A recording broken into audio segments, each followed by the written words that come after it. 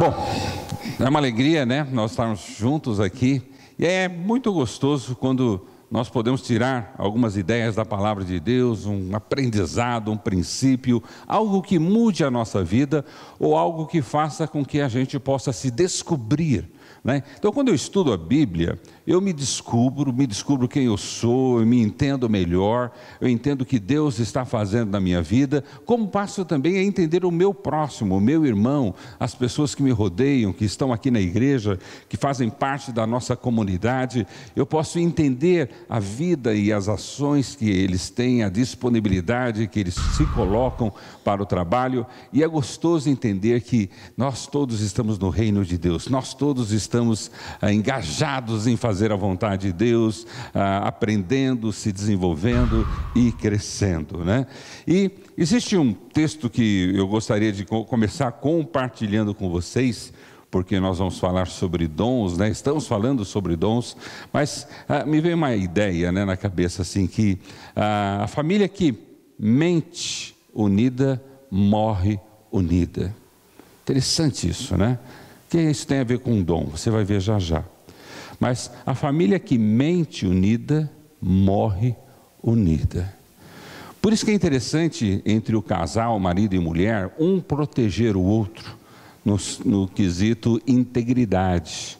Olha, querido, olha, querida, vamos cuidar da nossa integridade, vamos cuidar, né, daquilo que é sério, vamos fazer as coisas corretamente, porque senão você sofre a consequência daquilo que você está vivenciando. Então, quando você comete um pecado e a sua esposa ou seu esposo não interferem, né, conivem, faz uma conivência, né, com essa experiência, então se peca unido, mas também se morre unido. Teve um casal que queria, através de uma demonstração de um dom, né, mostrar que eles também tinham um dom. E esse dom, esse casal entendeu, olha, nós temos esse dom, vamos exercer esse dom, mas não vamos fazer tão bem esse dom assim, vamos fazer mais ou menos. E eles concordaram em mentir para a igreja, mentir para Jesus, mentir para o Espírito Santo, de que estavam fazendo o melhor do seu dom, mas na verdade não estavam fazendo. Mentiram juntos, morreram juntos. É a experiência de Ananias e Safira, que está em Atos capítulo 5. Interessante, veja comigo. Atos capítulo 5, a partir do versículo 1. Um homem chamado Ananias, com Safira, sua mulher, também vendeu uma propriedade. Então, era um homem, uma mulher, marido e mulher, chamado Ananias e Safira. E aqui diz assim que ele também vendeu uma propriedade, porque o contexto mostra que uma outra pessoa, um tal José, também vendeu a propriedade e deu totalmente aquele valor à igreja, doou integralmente aquilo. E aquele casal também, né, por isso que a palavra vem aqui, um homem chamado Ananias, como Safira, sua mulher, também vendeu sua propriedade. Ele reteve parte do dinheiro para si. Sabendo disso, também sua mulher. E o restante levou, colocou aos pés dos apóstolos. Veja que interessante. Ele, aqui no caso, quem pecou foi o homem, e o homem aqui é o Ananias. Ele reteve, ele vendeu com a ideia de que estaria dando tudo, mas ele achou por bem reter algo que ele tinha se disposto a dar, e falou que ia dar, falou que deu, mas ele reteve parte. Ele mentiu, na verdade, estava mentindo, não precisava mentir, não tinha razão de dar, nem precisava vender, nem precisava fazer aquilo, mas ele quis também fazer sucesso com o seu dom. Ele também quis fazer, imagem com o seu dom. Olha, se o tal José fez aquilo, né? Eu também estou fazendo, gente. Olha, vocês estão batendo palma para eles, batam palma para mim, porque eu também vendi minha propriedade e estou colocando todo aqui aos pés. Mas o texto diz que ele mentiu, porque ele reteve parte disso. Ele queria usufruir do benefício do dom, do sucesso do dom, da alegria do dom, como José tinha acontecido com ele, mas ele não fez totalmente aquilo que o dom exigia que ele fizesse. Ele não se dispôs realmente a fazer o completo, só parte. Então ele reteve parte do dinheiro para si. De novo, o texto depois lá para baixo vai falar que ele não precisava nem ter vendido, nem ter dado, né? O problema dele foi que ele mentiu. E o motivo dele ter mentido é que ele gostaria de ter a aparência e o sucesso que aquele tal José havia tido, né, da Arimateia, havia tido, e ele também queria ter esse sucesso, ser reconhecido na igreja, ser bonitão, bem na figura, bem na fita, né? É isso que a gente fala, né? Bem na fita. Ele reteve parte do dinheiro para si. Sabendo disso também sua mulher, quer dizer, a mulher dele estava consciente. Ela sabia. Ela podia ter mudado isso? Podia. Quando uma mulher quer uma coisa, gente, ninguém segura, né? Cadê os maridos aí? É verdade ou não é, né? Apoiar. Quando uma mulher quer uma coisa, gente, né? Ela rodeia, ela fala de novo, né? Ela te lembra outra vez. É assim com vocês também? Né? Comigo não é assim, tá? É só com vocês que é assim. Né? Mas assim, quando uma mulher quer, ela vai conseguir aquilo. Mas aqui diz que ela não quis. O texto diz que ela também, sabendo disso, sua mulher ficou na dela. Ficou na dela. Por isso que eu disse que penso que mulher omissa peca tanto quanto o marido pecador. Ou homem omisso no casamento peca tanto quanto uma mulher ou esposa pecadora. Quando somos casados, marido e mulher, somos coniventes na bênção e na maldição, no sofrimento ou na alegria. E quando nós concordamos com alguma coisa errada, a consequência não vem só para ele que fez isso, mas vem para mim também, porque eu concordei com aquilo. Também sua mulher. E o restante? Separaram o restante, eles levaram e colocaram aos pés dos apóstolos. Versículo 3. Então perguntou Pedro, que era o apóstolo: Ananias, como você permitiu que Satanás enchesse seu coração ao ponto de você mentir ao Espírito Santo e guardar parte para si, uma parte do dinheiro que recebeu pela propriedade? Se um apóstolo, o pastor ali em questão,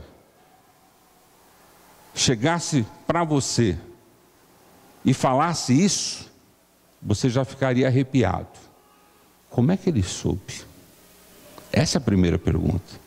Como é que ele sabe que eu não fiz o que era certo?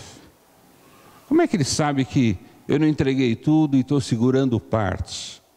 Como é que ele sabe que Satanás enganou meu coração? Foi o que Pedro colocou para ele. Ananias, como você permitiu que Satanás enchesse o seu coração ao ponto de você mentir ao Espírito Santo e guardar para si uma parte do dinheiro que recebeu pela propriedade? Só com a pergunta eu já falo, não, o homem já sabe de tudo, né? A gente quer dizer, mas Deus, quando está no ambiente, e o apóstolo ali em questão, Pedro, teve o discernimento, por isso que ele era apóstolo, por isso ele era reconhecido pela palavra que pregava, pelo testemunho que tinha.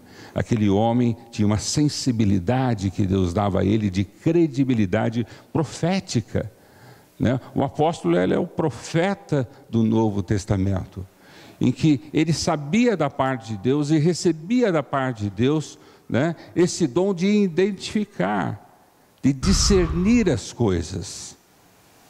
E quando nós, enquanto líderes e pastores, estamos na graça do Espírito Santo, nós também temos a sensibilidade de discernir as coisas, Talvez não com tanta clareza, ou mais clareza, ou menos clareza. Isso depende da nossa intimidade com Deus, depende do nosso relacionamento com Deus, depende da vida que eu tenho com Deus. Vocês querem saber se o pastor Fernando tem esse discernimento? Tem. Tem, porque eu oro todos os dias, eu ando com Deus todos os dias, eu leio a Bíblia todo dia, eu busco ao Senhor todo dia, não para descobrir os seus pecados, mas para descobrir os meus, para consertar a minha vida diante de Deus. E quando eu chego perto de você, eu sei que você está em pecado, eu sei que tem coisa errada na sua vida, que você não está fazendo a coisa certa, e eu me preocupo com você, eu oro por você, eu quero te ajudar. Mas ali, Pedro tinha todo esse discernimento e ele era considerado apóstolo porque ele andou com Jesus, apóstolo e profeta porque ele falava em nome de Deus. Não existia o Novo Testamento ali, não existia ainda os evangelhos ali. Aquele homem era a palavra viva de Deus. Então, quando aquele homem falava, era como se a Bíblia falasse. E por isso Deus os usava de uma forma muito peculiar, diferente que me usa hoje. Porque para muitas coisas Deus não precisa mais me usar para revelar o seu pecado. Porque nós já temos o Novo Testamento, nós já temos a Bíblia, que já fala o que é certo e o que é errado.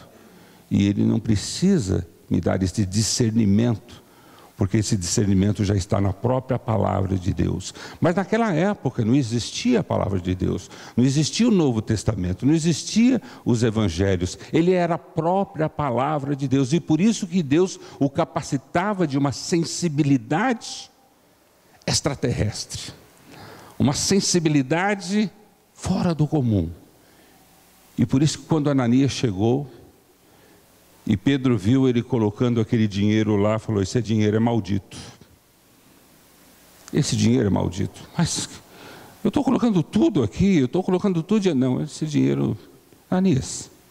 E Pedro fala: Ananias, como você permitiu? Como você permitiu que Satanás, veja, Satanás só entra na nossa vida se a gente permitir. Ele não vai entrar na nossa vida se nós não permitirmos. Ah, não, eu não deixo Satanás entrar. Eu falo: sai Satanás. Ele sai, não sai.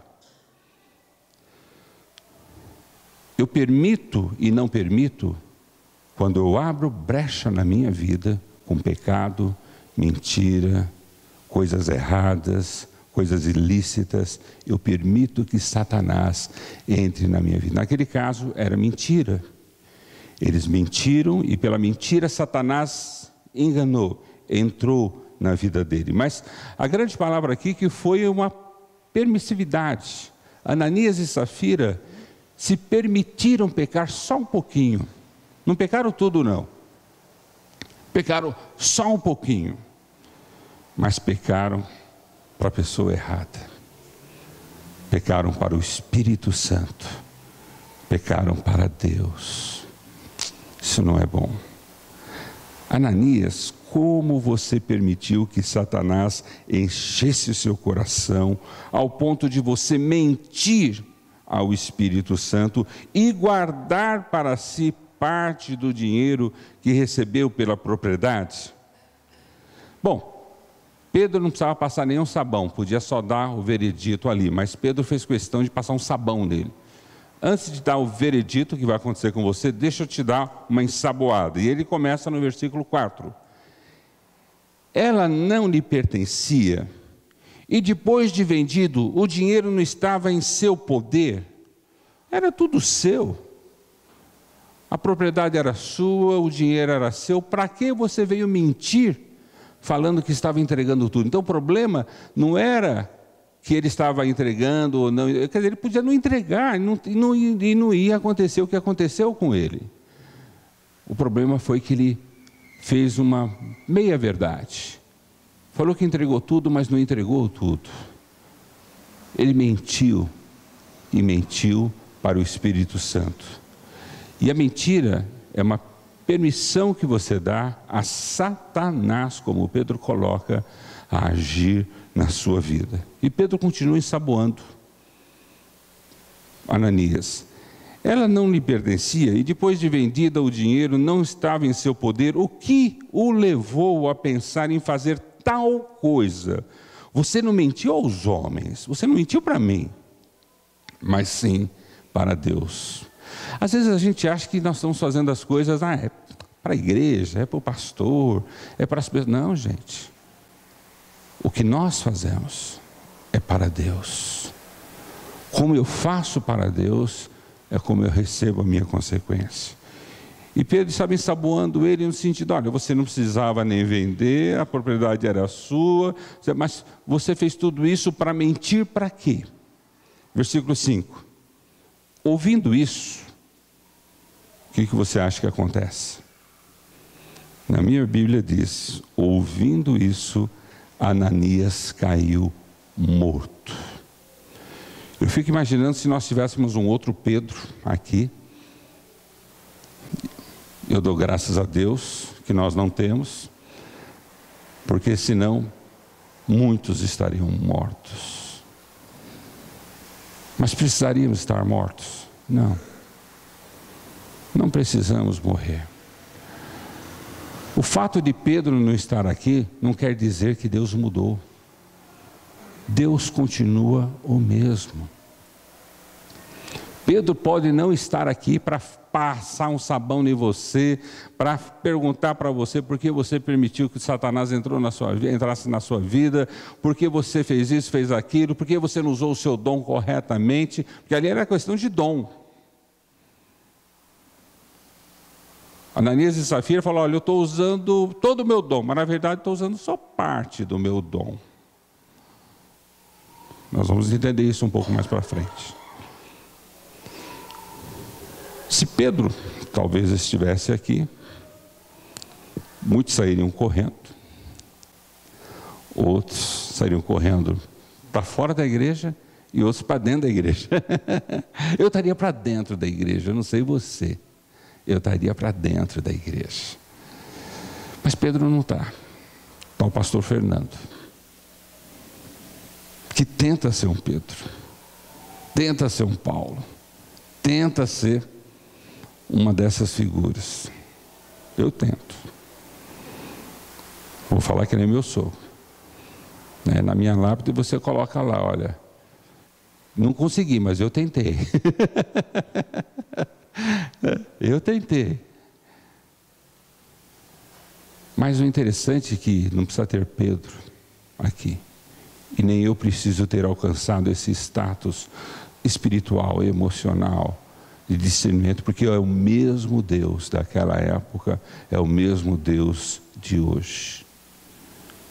Quando você não usa o seu dom, quando você não aplica o seu dom de uma forma integral, e você ainda conversa entre família que vamos fazer o suficiente, só não vamos fazer tudo, nós estamos mentindo. E não é mentindo para o pastor, nem para a igreja, nem para os homens, mas mentindo para Deus. E essa mentira de Deus é fruto da sua permissão de abrir o seu coração para Satanás operar em você. Se fosse naquela ocasião, você estaria morto. Na ocasião de hoje, eu digo, você está morrendo e não sabe. E o texto continua. Ouvindo isso, versículo 5, Ananias caiu morto. Grande temor apoderou-se de todos os que ouviram o que tinha acontecido. E eu também ficaria com grande temor. E eu espero que hoje você esteja com grande temor com o que você está fazendo com o seu dom. Não é com a propriedade, nem com o dinheiro, mas é com o seu tempo, com o seu talento, com os dons que Deus tem dado a você. Se você visse o que aconteceu com Ananias, talvez você, como aquelas pessoas que estavam ali em volta, ficaria com um grande temor, que apoderou-se de todos ali que ouviram o que havia acontecido.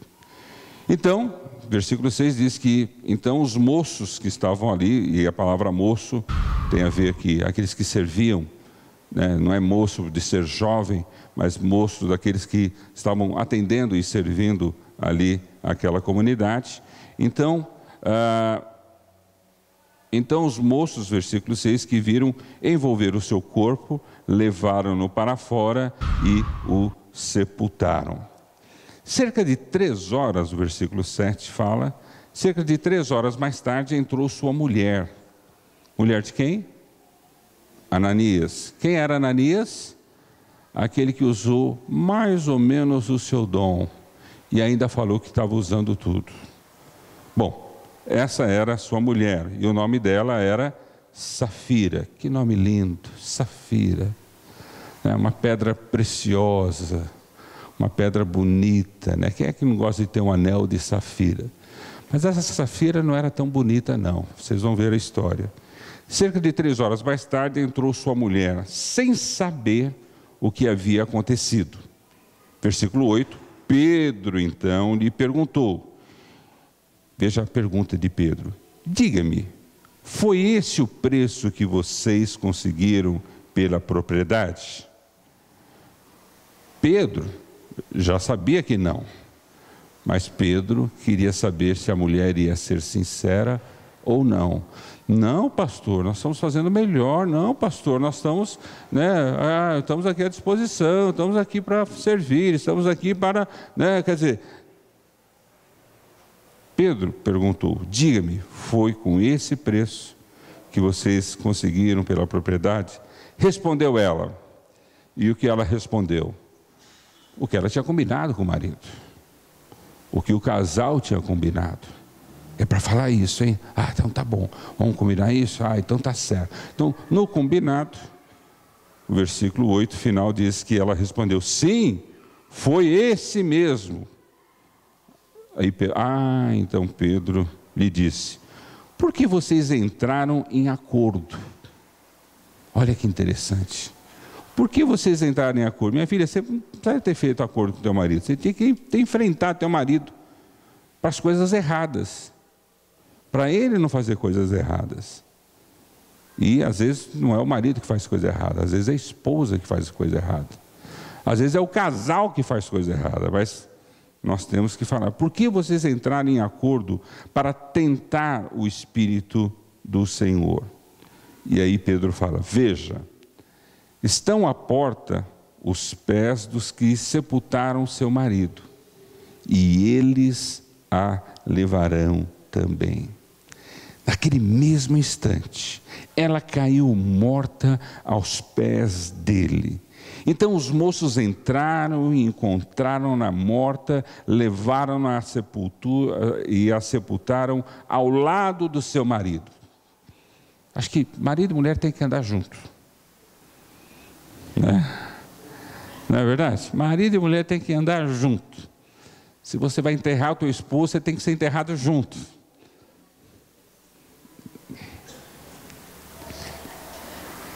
Isso é a verdade. É a verdade. Se o seu marido pecou e você concordou, você tem que sofrer junto, pagar junto. Se a sua esposa pecou e você concordou, você tem que pagar junto, sofrer junto. Sepultaram ao lado do seu marido. E de novo, um grande temor apoderou-se de toda a igreja e todos os que ouviram falar desses acontecimentos.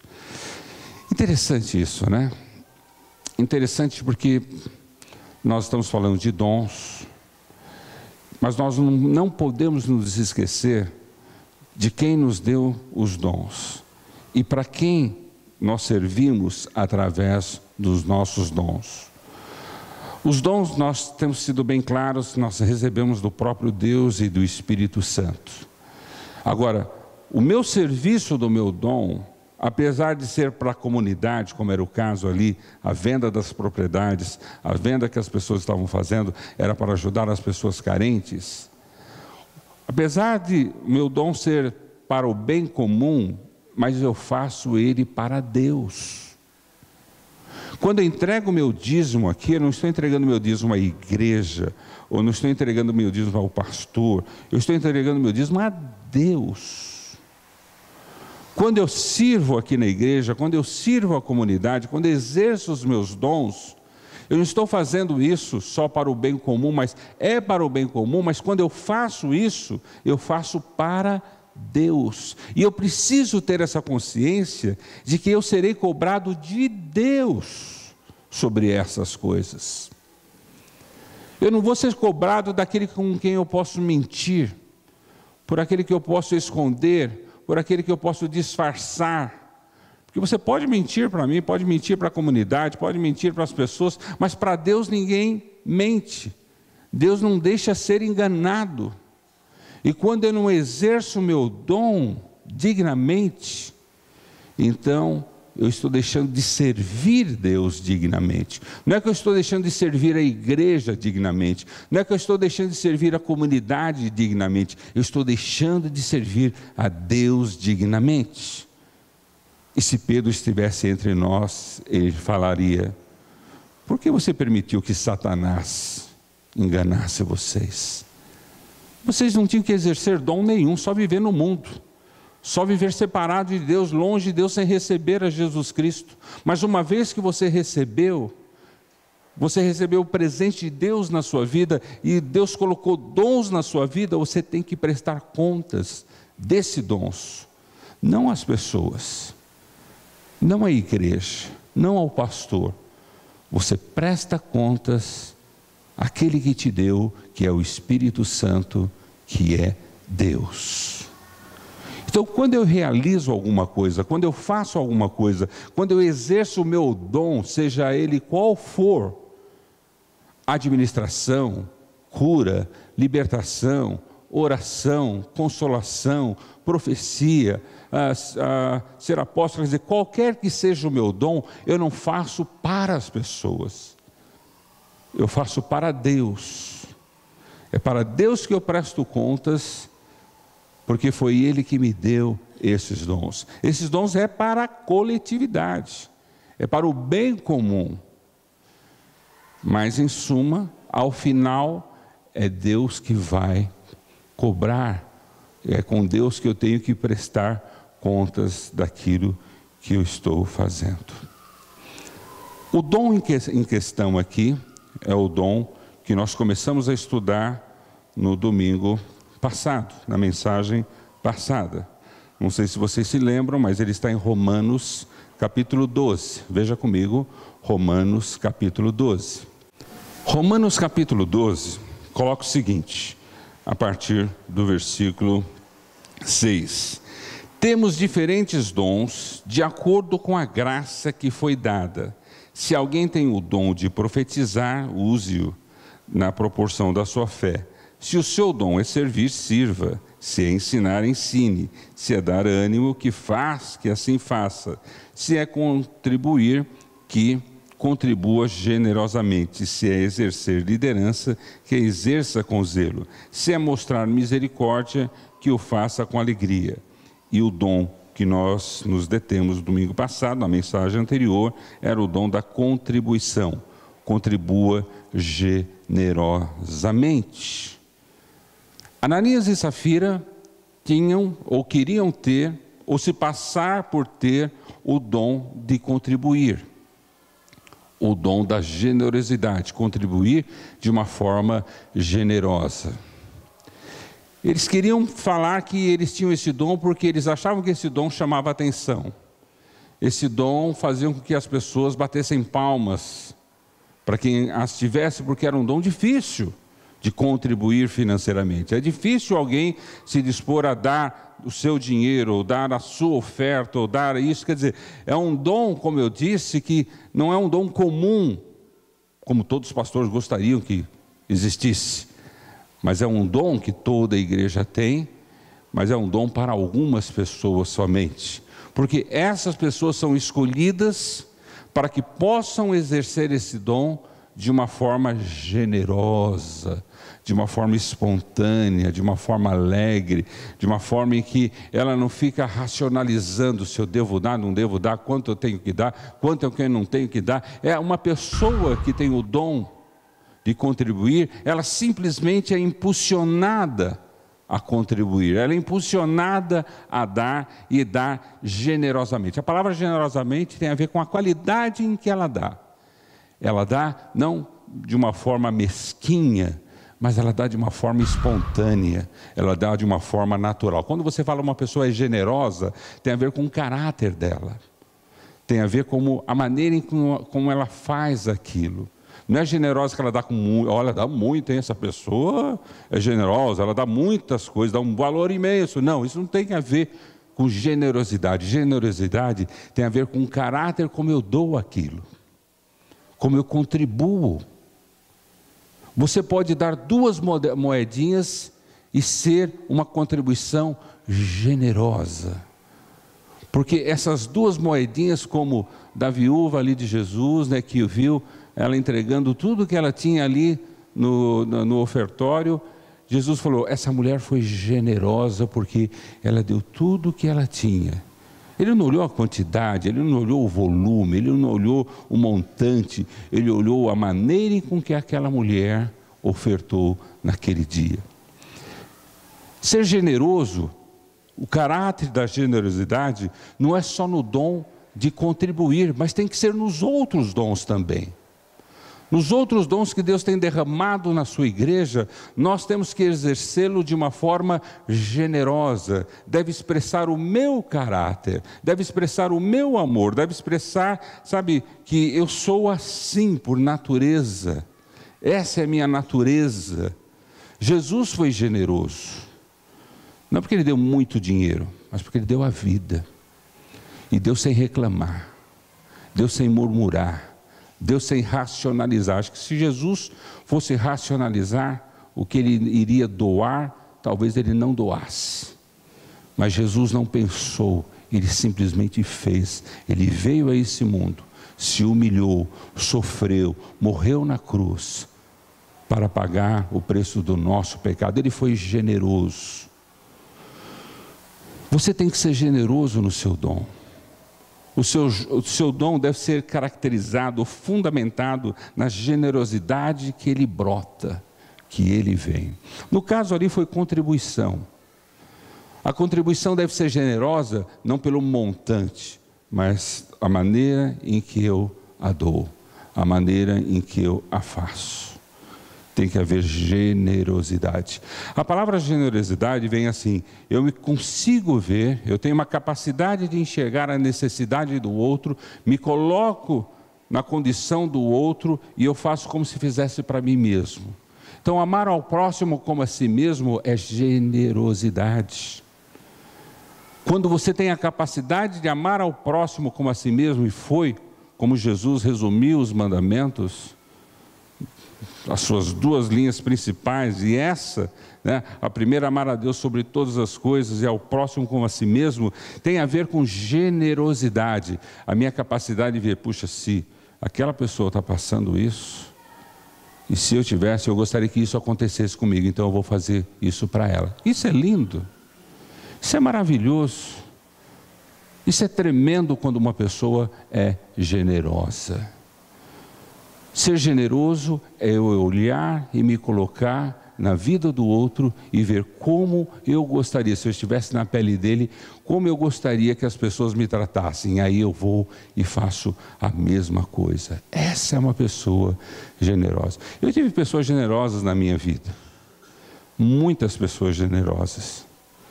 Pessoas que se colocaram no meu lugar, se colocaram na minha vida e falaram, olha, o Fernando está passando isso, é isso que o Fernando, e se o Fernando está passando isso, é isso que ele precisaria, então é isso que eu vou dar para ele, é isso que eu vou fazer para ele. Isso não tem a ver só com dinheiro, tem a ver com amor, tem a ver com atenção, tem a ver com uma bondade, tem a ver com um acompanhamento de oração, tem a ver com consolo, tem a ver com todos os dons que o Senhor tem nos colocado à disposição. Sermos generosos. Safira e Ananias não foram generosos. Não porque eles não entregaram todo o dinheiro, mas porque o coração deles estava enganado. O coração deles estava totalmente desviado da atenção. Sabe alguém que foi generoso com o dom de contribuir?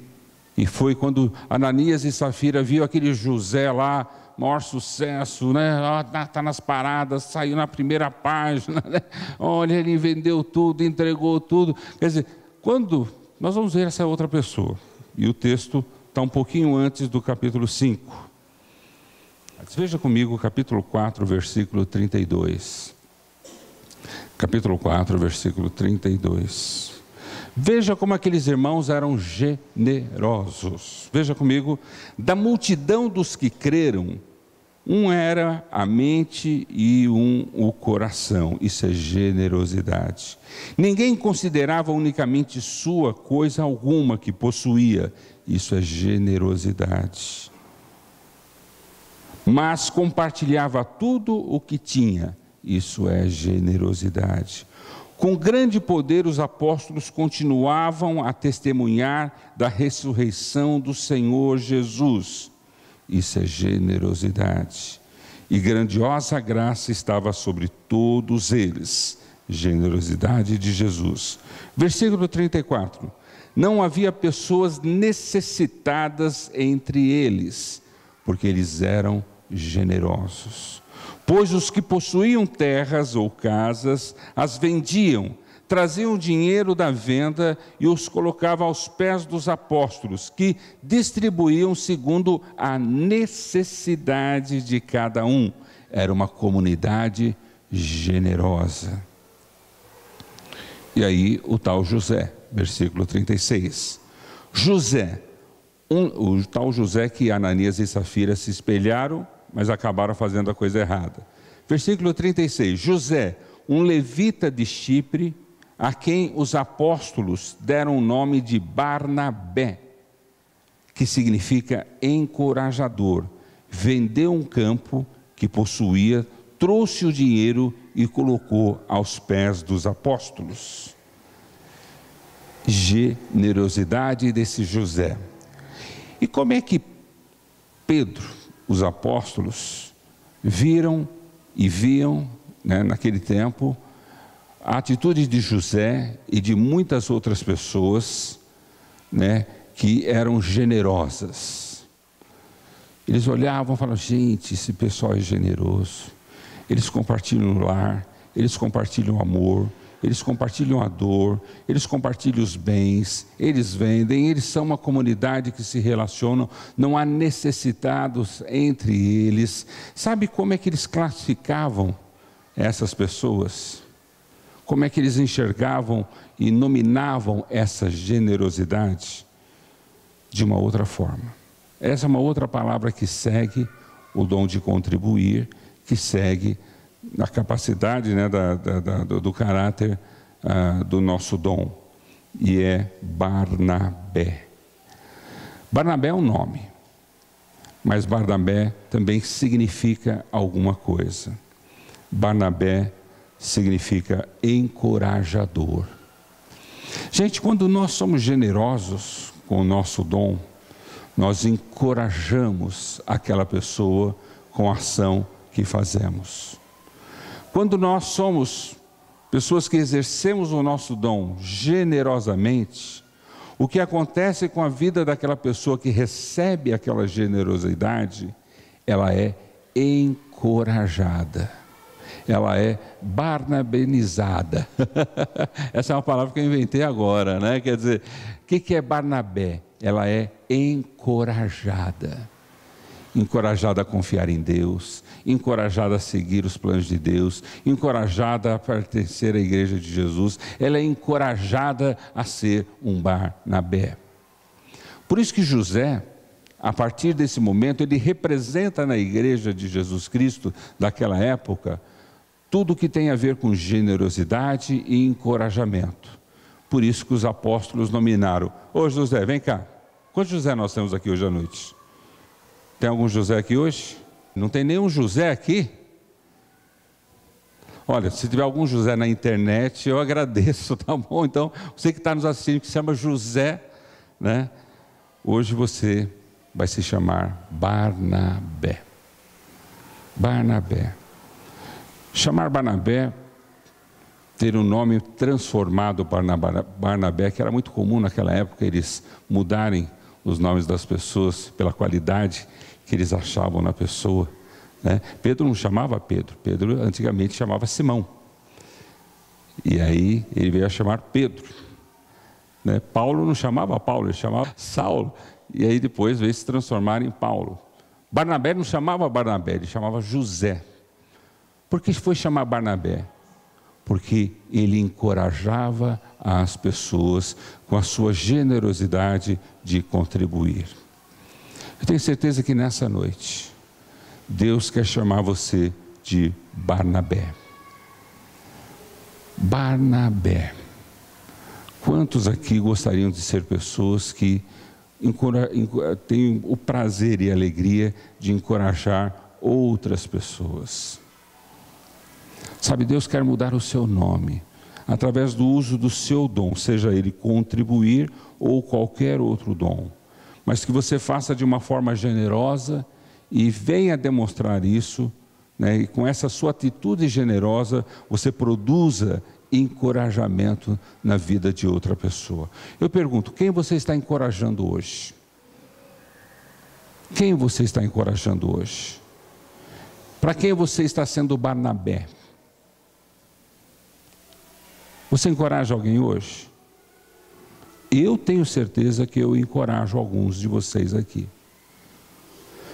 Não todos, procuro fazer isso, né, da forma mais democrática, né?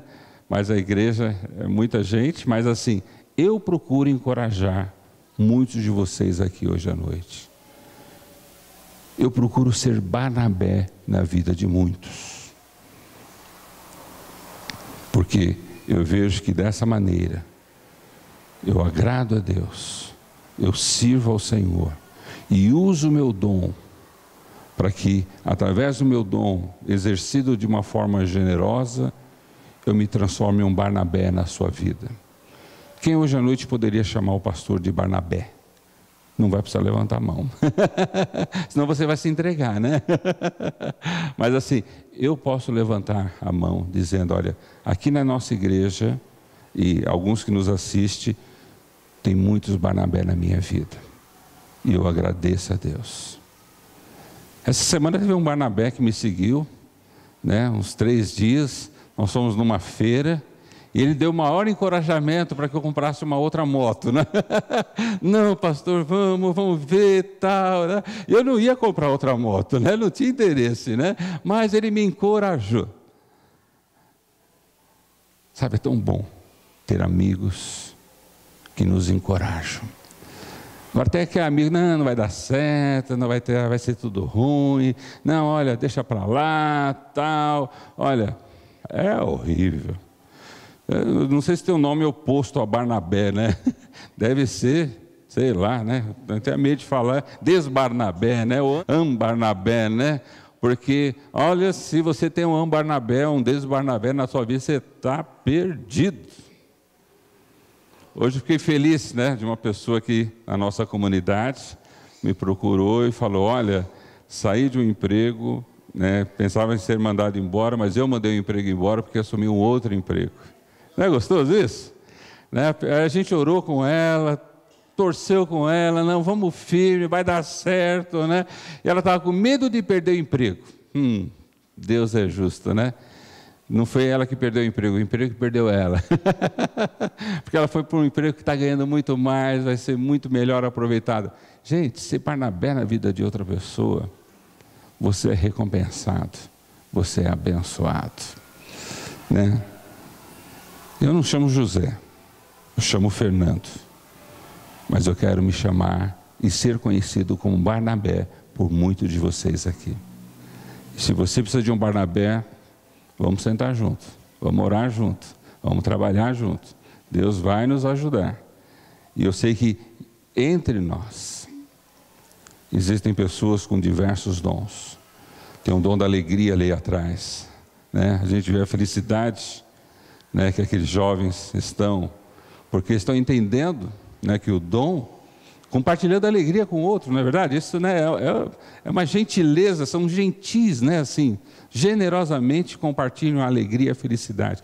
Mas entre nós aqui, nós temos pessoas com muitos dons, não só o dom de contribuir, mas o dom de consolar, de exortar, de ensinar, de administrar, tantos dons que Deus tem nos dado na nossa comunidade. Mas nós temos que exercê-lo generosamente. E exercendo generosamente, nós iremos nos tornar automaticamente Barnabé. E se tornando Barnabé, nós estamos prestando contas a Deus e não a Satanás. Porque se você não presta contas a Deus com o seu dom, você vai prestar contas a Satanás. Como Ananias e Safira foram prestar contas lá no inferno do que eles haviam feito. Que Deus possa nos ajudar a descobrir os nossos dons, a entender os nossos dons. Nós estamos aprendendo um pouco sobre o dom de contribuir, entendendo como é gostoso contribuir, como é gostoso partilhar algo, como é importante ao partilhar ser generoso, porque sendo generoso eu vou estar causando encorajamento àquela pessoa, eu estarei tornando um Barnabé na vida de alguém. Que ainda hoje você procure alguém para ser um Barnabé, amém? Ainda hoje, telefone para ele, mande um e-mail, né? Fala aqui, ó, aqui é o Fernando Barnabé, aqui é o João Barnabé, aqui é o Xande Barnabé, quer dizer, o Luiz Barnabé, não importa. Comece a chamar Barnabé, por quê? Porque eu quero fazer alguma coisa por você. Eu quero te ajudar, tá joia? Então que você tome essa decisão hoje aqui na nossa plateia, na nossa comunidade, que você tome essa decisão aí, nos assistindo pela internet e nos ouvindo também pela rádio. Que Deus nos ajude e nos abençoe a nos tornar uma igreja de excelência barnabenicana. Quase que eu acerto, né? Mas que Deus nos abençoe dessa forma. Amém, amém.